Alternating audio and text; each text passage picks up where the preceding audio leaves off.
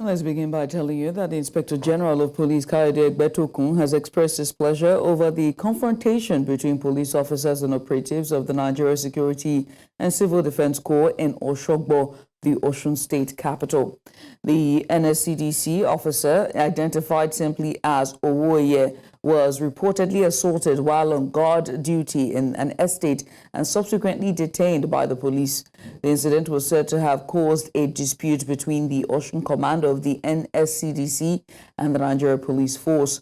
The Osun State government later held a security meeting with security heads to resolve the rift. However, the IG, in a statement released by the force spokesperson Muyiwa Adejobi, described the confrontation as unprofessional and directed the Assistant Inspector General of Police in charge of Zone 11 Osogbo to conduct a discreet investigation into the root cause of the incident. Let's also tell you that the Lagos Blue Line rail has resumed after a fire outbreak on a section of its track on Saturday. Boyega Akoshile, spokesperson for Babajide Sanwo-Olu, governor of Lagos, said the fire occurred at 4:12 p.m. on Saturday. He added that the incident was a minor one, and that no casualties were recorded because the train was not operating at the time. In a statement shortly after the incident, the Lagos Metropolitan Area Transport Authority, Lamata, said engineers were working to replace the burnt cables. On Sunday, Jubril Gawat, senior special assistant on new media to the Lagos governor, posted a clip of a blue train running through the tracks.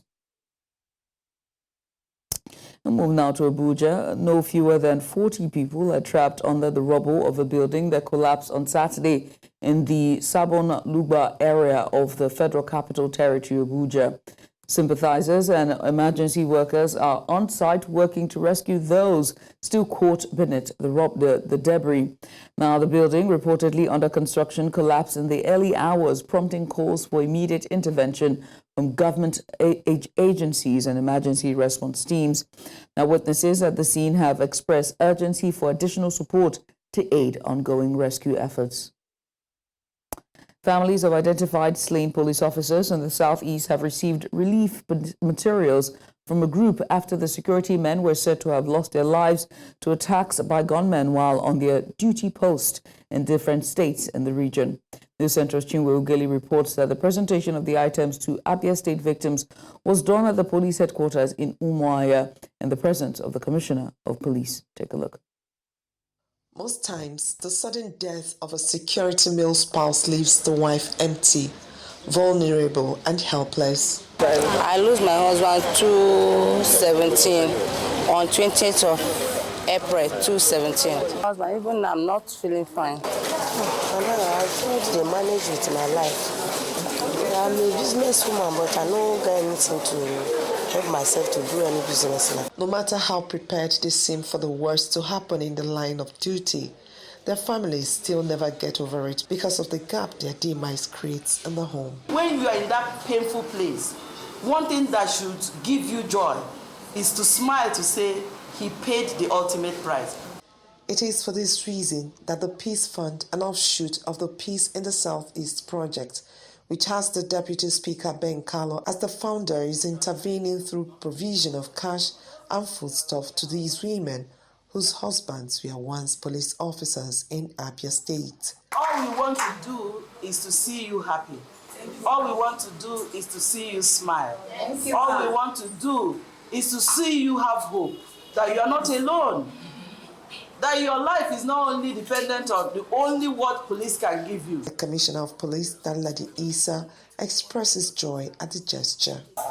We'll do everything humanly possible to also encourage our LAPOA on our own part. This is also a catalyst to what we are going to do. The essence of this act of charity is to restore hope in the lives of the families that are left behind and encourage those in active service to keep going. May 30th this year, soldiers were slain in Aba by some non-state actors, and the Deputy Speaker came, visited the Asa military base, and then by the time we came back, he decided that it should not be one-off. that we should set up a peace fund so that we can be supporting victims of insecurity in the southeast and even all over the country. So he inaugurated a 7-man committee to raise funds from well-meaning Nigerians and then to identify victims of insecurity, families of policemen, soldiers, all the security agencies, and extend succor and support to them. The beneficiaries are grateful that such magnanimity is extended to them. I say, may God bless the all of us in Jesus' name. Anything when they want to do for us, God must bless them. The initiative targets families of security men and women in the southeast and even beyond, who constantly are challenged by men of the underworld as a way of enthroning peace. In Omaha for News Central, I am Chinwe Ugele. Nigerian Safety Investigation Bureau has reported that almost 48 hours after the tragic helicopter accident in the Port Harcourt region of Rivers State, neither the chopper's debris nor the 3 people who were left inside have been located. In a statement on Saturday by the Director of Public Affairs and Family Assistance of the NSIB, Bimbo Oladeji, stated that as at 7:30 a.m. local time, rescue teams resumed search operations in line with global best practices, but left the scene same day without finding anything nor anyone. Recall that on Thursday, East Wind Aviation's Seco Sky SK-76 helicopter registered 5NBQG crashed while en route to the FPSO Noms Antan. 8 people were on board, 2 crew members and 6 passengers. We'll switch gears now to election matters, where the New Nigeria People's Party, NNPP, has secured all the chairmanship and councillorship positions in the just concluded local government elections across the 44 local government areas of Kano State in a sweeping victory.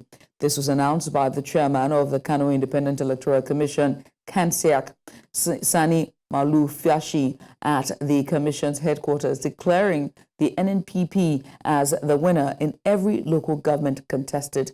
6 political parties participated in the election, which was conducted peacefully throughout the state.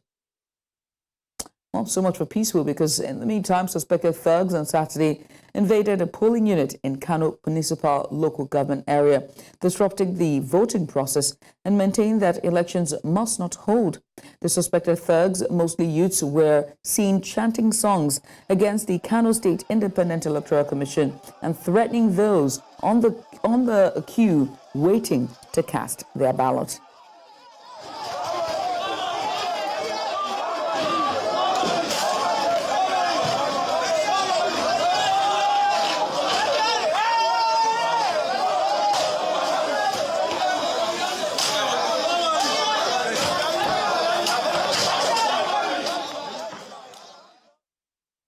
Very upsetting scenes there. Joining us now to discuss more on this is political affairs analyst Abdul Hadid Ibrahim. Well, Mr. Ibrahim, many thanks for doing this with us. We appreciate you for coming on. I mean, I have to ask about the outcome of this election and the impact on the political landscape in Kano and even Nigeria as a whole. NNPP winning a landslide victory. What's the impact going to be, starting with Kano State? Well, thank you very much for joining the studio.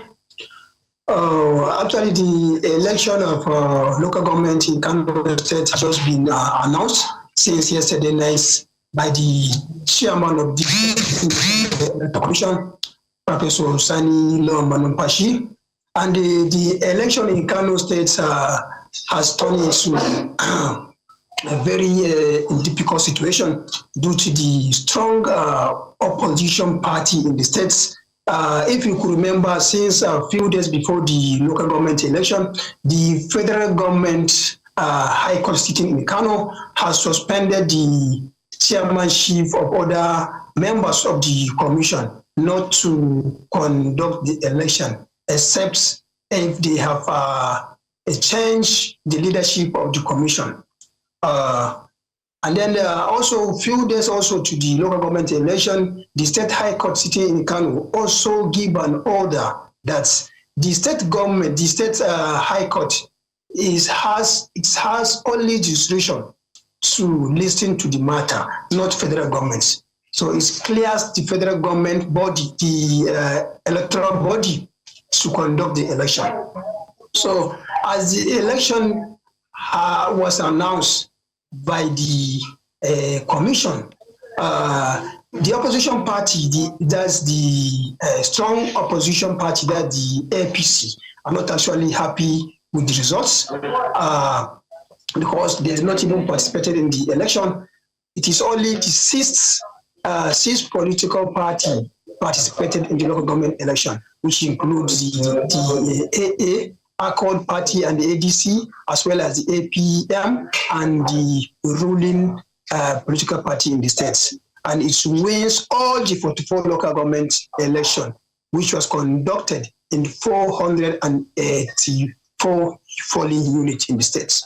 Again, I asked about the impact. What's the impact going to look like, seeing that it's just NNPP who has won at a landslide? What's the impact going to be for the state?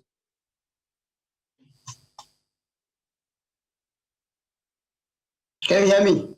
Yes, I can, loud and clear. I was asking about the impact. Away from that, let's move because we're out of time. How significant is the court's decision to allow the elections to proceed, and what implication does it have for the authority of the Kano State Independent Electoral Commission?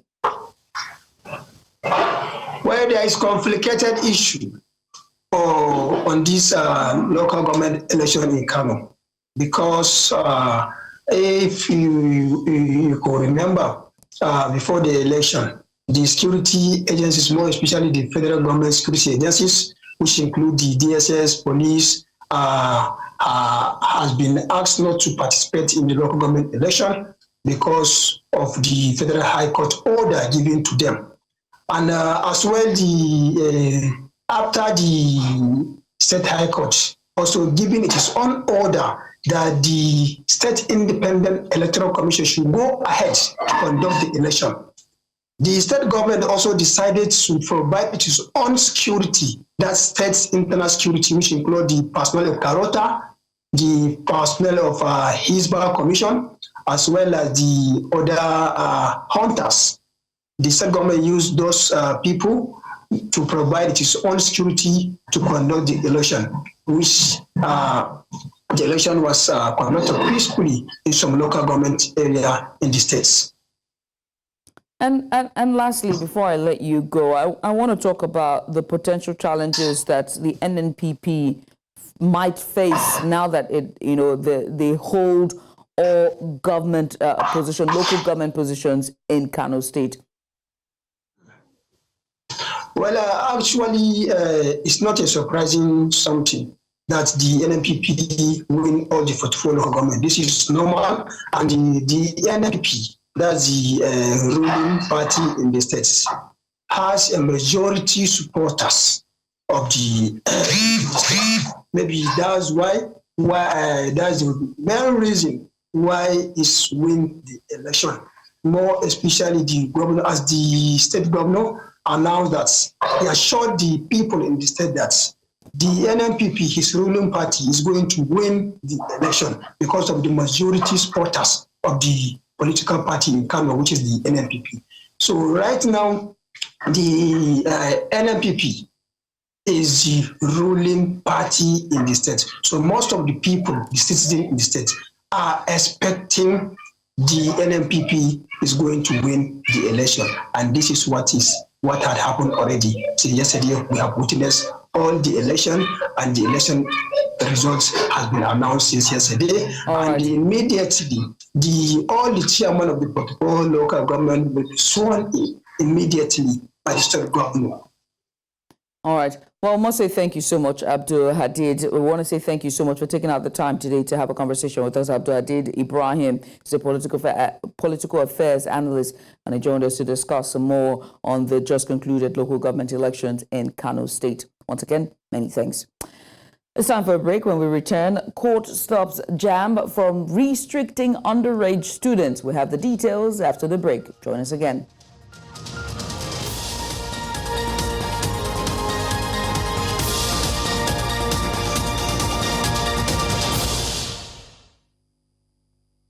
Hey, welcome back.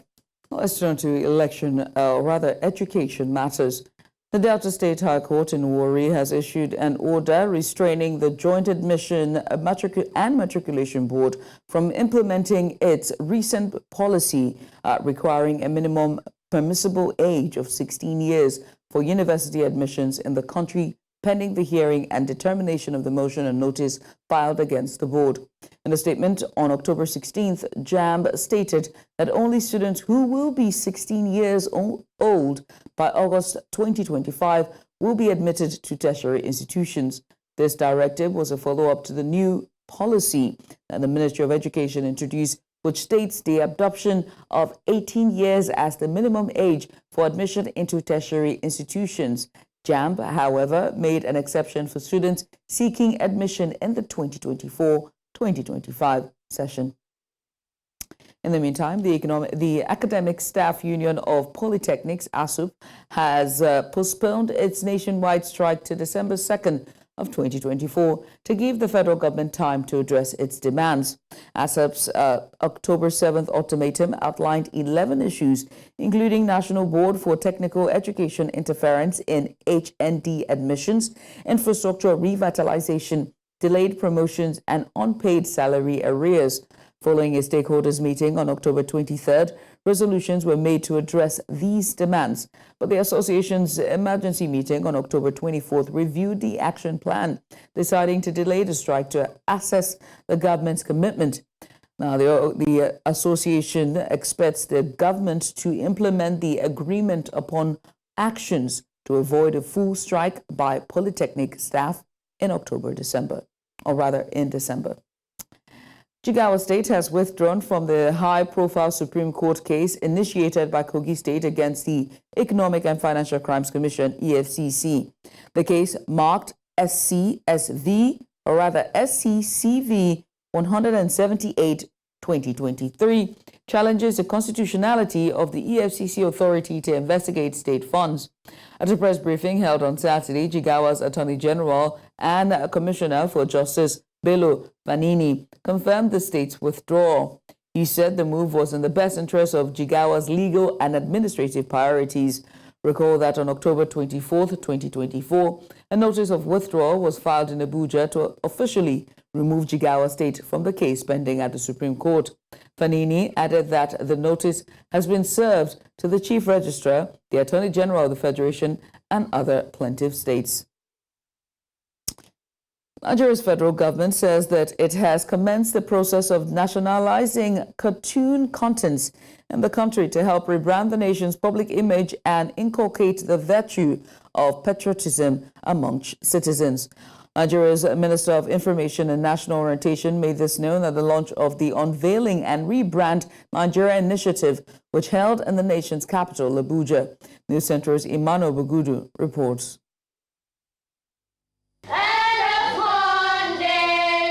Nigerian children singing songs of unity, hope and patriotism at the Unveiling and Rebranding Nigeria Initiative Conference, which held at the nation's capital, Abuja. Nigeria, Nigeria. Themed Rise Up Patriot, it's a gathering of reputable statesmen proven with integrity who appeal to the consciousness of their fellow countrymen to be positive and project admirable characters that will give Nigeria a good name in the international community. That if you realize what Nigeria is as a country, it is not difficult to love Nigeria because many people love to hate Nigeria.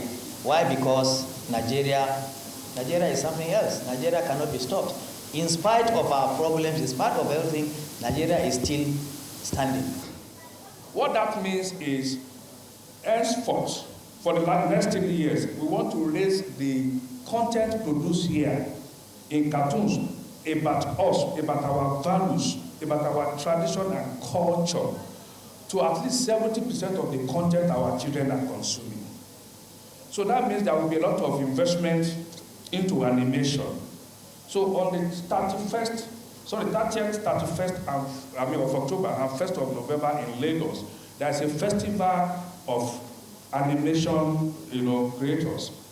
26 countries are participating, so we will be there. A patriot should be a fully rounded citizen. You must respect your heritage, you must take pride in your history and culture, but you must also be a citizen that obeys the laws, a citizen that votes, because if you don't vote, you are already creating the condition for reckless people to get into positions, public positions of responsibility, and to create more problems rather to solve fundamental needs and aspirations of the citizens. A former Nigeria International Olympic gold medalist, Emmanuel Babanyaro, frowned at the negligence in the use of sport to promote patriotism to project a positive image for the country. Whenever we're on the pitch, it's not just us playing. We're representing over 200 million people. You see, that patriotism is being implanted into your head. It's called orientation.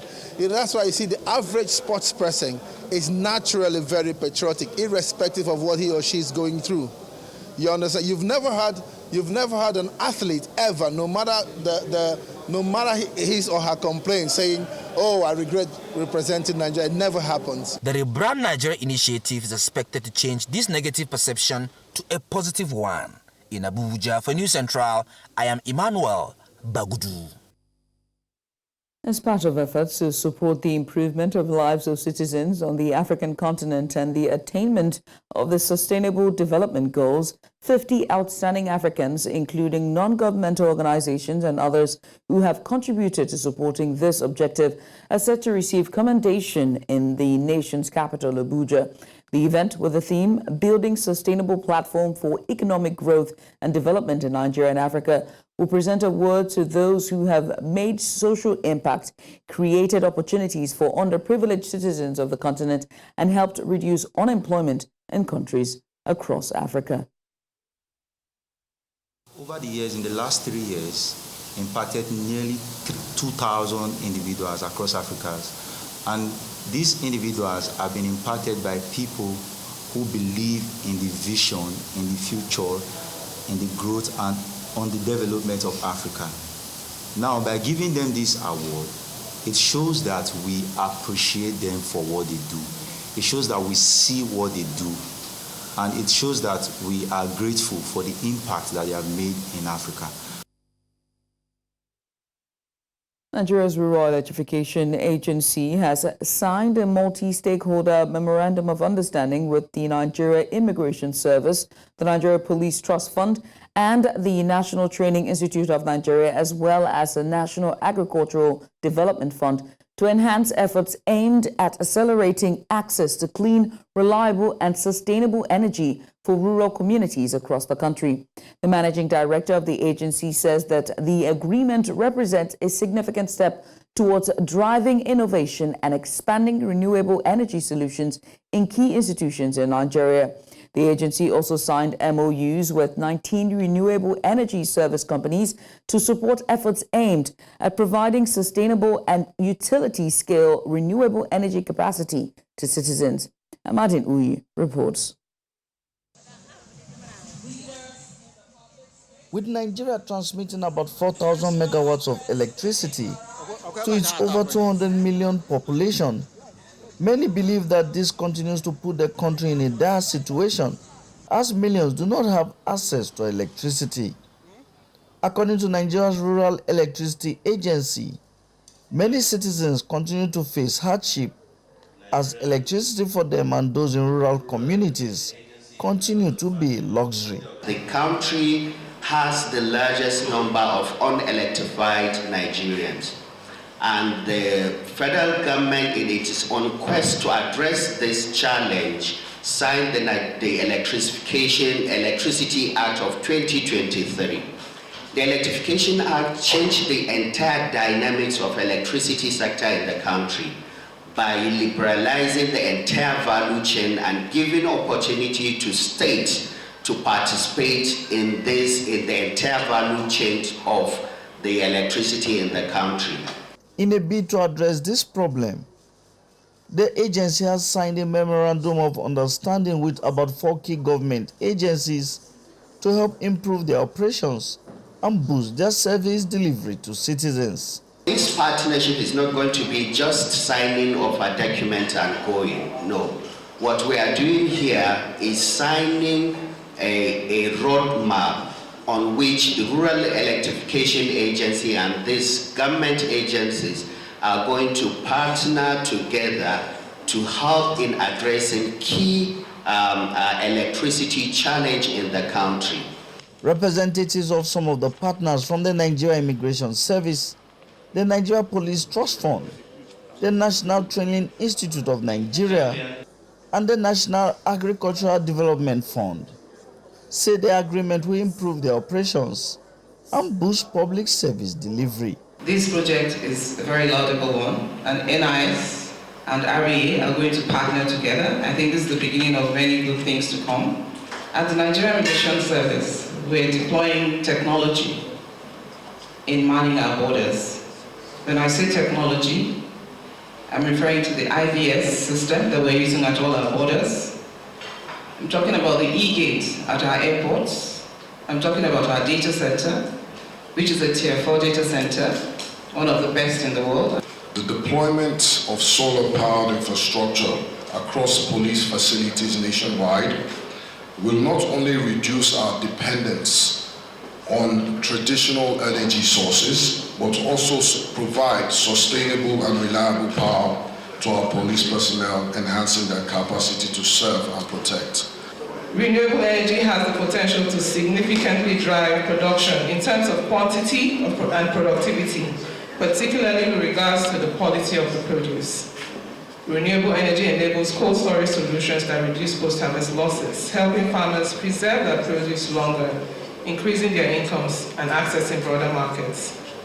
The agency also signed MOUs with 19 utility service providers along the electricity supply and distribution value chain to help ease quest to provide cleaner electricity to Nigerians.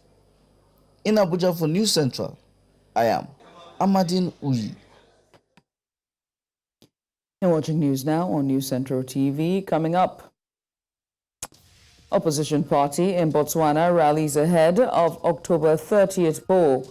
We'll bring you details of these and more after the break. Join us again.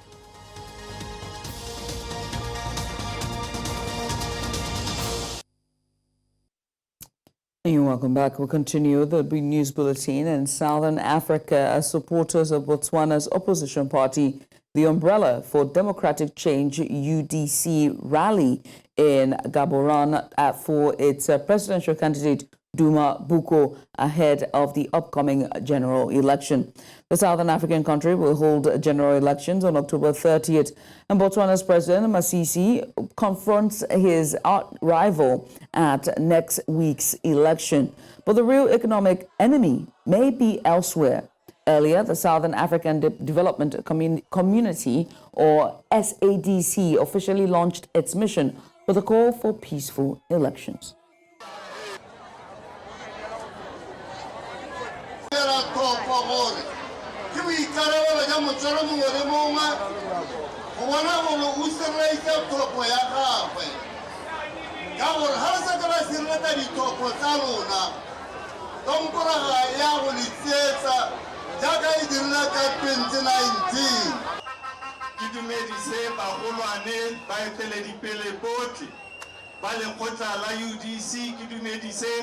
Batsadi botlhe ba ba leng hano le banana botlhe ba ba leng hano le mapodisi botlhe a leng hano ke le dumedisa ka viva umbrella viva tenderness ona le bolle jo ka bo khaetsa matho le bona le bogale jo bo hakamatsang ja kutlwisiso le kitso mo teng viva umbrella. The ongoing ZANU-PF Annual People's Conference in Bulawayo has passed a resolution to perpetuate President Emerson Mnangagwa rule beyond 2028 when his constitutionally permissive 2 terms come to an end. However, the 82-year-old ZANU-PF leader has declined the offer to remain at the helm of the party and state beyond the 2-term cap. The party secretary for legal affairs, Patrick Chinamasa, made the announcement during a tent in Daba this Saturday. And on to East Africa, where another fuel tanker has overturned and burst into flames on Saturday at Yanamira Trading Center in Kabala Mbarara Highway in Kabale district in western Uganda. Kabale's traffic police officer in charge says while the driver's turn man is said to be trapped in the blazing fuel tanker. The driver has been taken to Kabale Hospital in severe condition. Now, in the meantime, no one from the trading center was hurt and the accident scene has been thoroughly secured. Now, reports say the vehicle was going to Rwanda or Democratic Republic of Congo. This tragic event comes just 3 days after another fuel tanker burst into flames at Kigogwa town, killing 15 people. Michelle Obama has aired her genuine fear that Donald Trump would retake the White House as the popular former First Lady made a passionate appeal to voters in the desperately close U.S. election. Now, both Trump and Kamala Harris were in Michigan searching for holdout votes ahead of the November 5th election, with Harris focused on abortion rights and Trump returning to his anti-immigrant campaign theme. Obama said Democratic candidate Harris would be an extraordinary president of the United States if elected in just 10 days. But with polls focusing a virtual dead hit, she also spoke of a sense of frustration and anxiety that few on Harris' team dare express after she lost some momentum in recent weeks.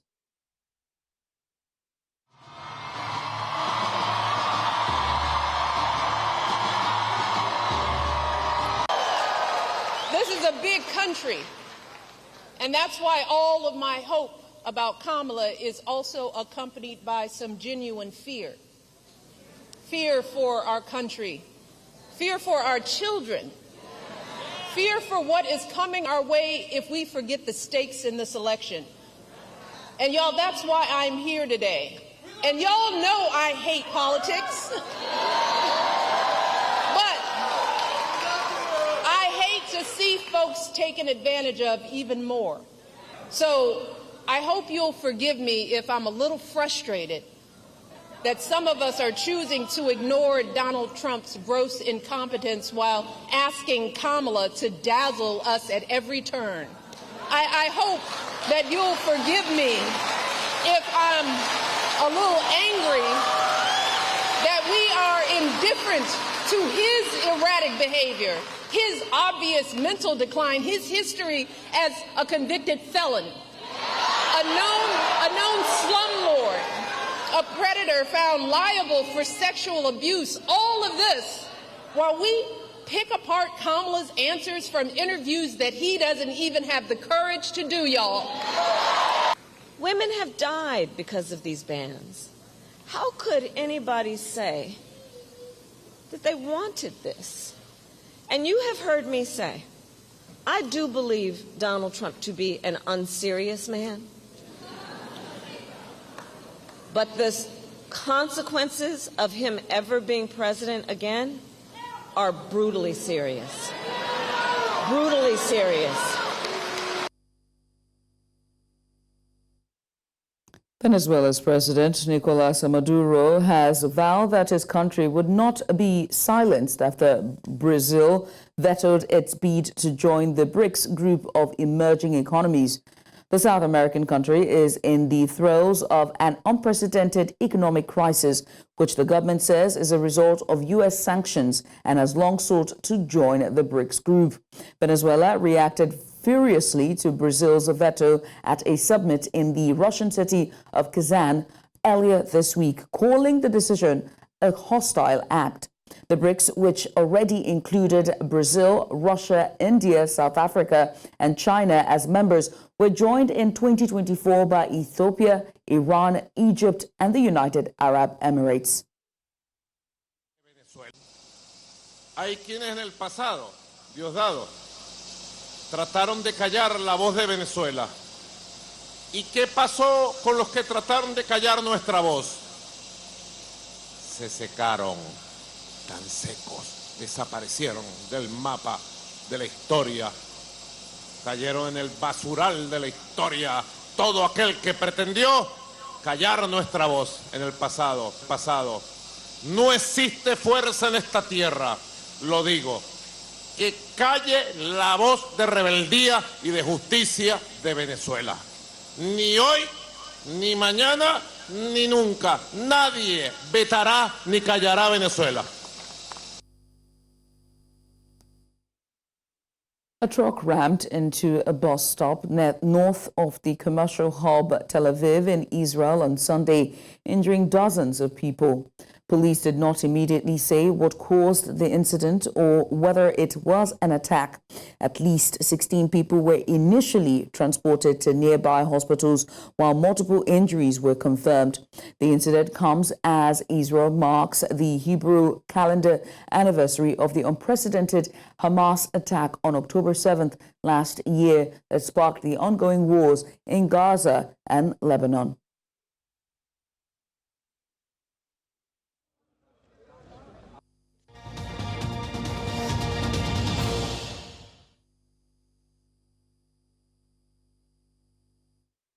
And in sports, a bit of sad news here for our football. The United States of America ended Nigeria's FIFA Under-17 Women's World Cup title hopes with a 2-0 victory in their quarter-final clash on Saturday. 2 goals from Catherine Fuller and Kimba Asiano were enough to defeat the Flamingos as the Americans avenged their 2022 quarterfinal loss to Nigeria. Fuller put the Americans ahead from the penalty spot in the 43rd minute before Asiano doubled the lead in the 74th minute to seal victory for the 3-time quarterfinalists. The defeat ended Nigeria's impressive run in the tournament, where they had won all their group matches against New Zealand, Ecuador, and Dominican Republic, scoring 9 goals and conceding just 1. A first half brace from captain Rasheedat Ajibade secured Nigeria's Super Falcons a 2-0 win over the Green Ladies of Algeria in an international friendly at the Remo Star Stadium, Ikenne, on Saturday. Ajibade opened the scoring in the 24th minute, latching onto a long-range pass from midfield and lobbing the Algerian goalkeeper, who had rushed out of her area. The 24-year-old forward doubled the lead just before halftime with a stunning volley from outside the box. The win marked a solid start for Justin Mondugo's side, who are in the process of rebuilding after a disappointing Olympic campaign.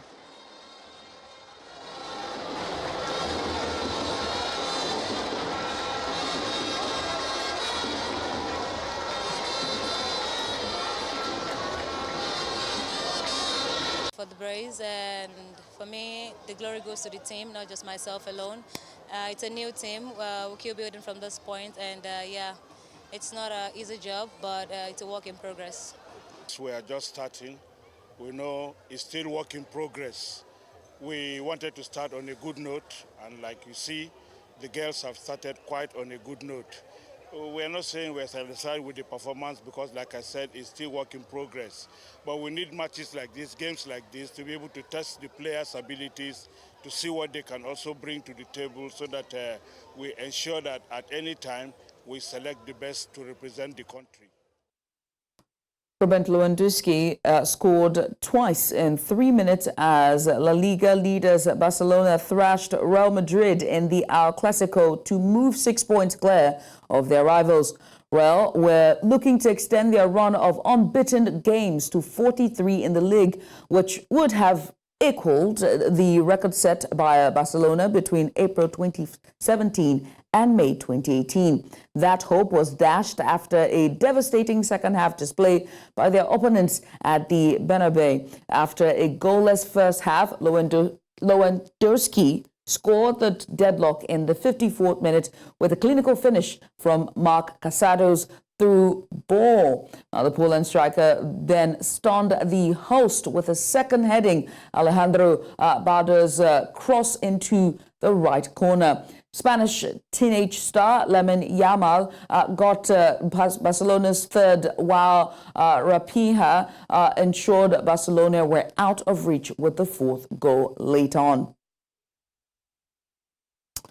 Ferrari driver Kano State he's taken pole position at the Mexico City Grand Prix by beating Max Verstappen and Lando Norris on Saturday. Now, Sens took his first pole for over a year with 2 laps that were good enough as Verstappen rescued his qualifying after his first lap in Q3 was deleted for track limits. The Dutchman was 0.225 down on Sainz, but will be relieved to start ahead of Norris, who is 57 points behind him in the Drivers' Championship. McLaren went into qualifying as favorites, but Norris was unable to find more pace when it mattered most and will hope to get the jump on Verstappen on the longer run down to turn 1. Meanwhile, Charles, who were left frustrated with a poor final lap as the track evolved, will start in 4th ahead of Mercedes pair, and that's George Russell and Lewis Hamilton. So much to look forward to this weekend. But that's all at this hour. Before we go, let's take another look at some of the major stories. Inspector General of Police has condoned police NSCDC clash in Osun and ordered probe. Lagos Blue Line Rail has resumed after fire incident. And we also told you that opposition party rallied ahead of October 30th poll in Botswana. Now remember that you can watch News Central TV wherever you are. We're on DSTV channel 422 and also on Star Times channel 274. You can find us on Avo TV, or better yet, stream us live on YouTube. Many thanks for watching. I am Judith, Atibi. Bye for now.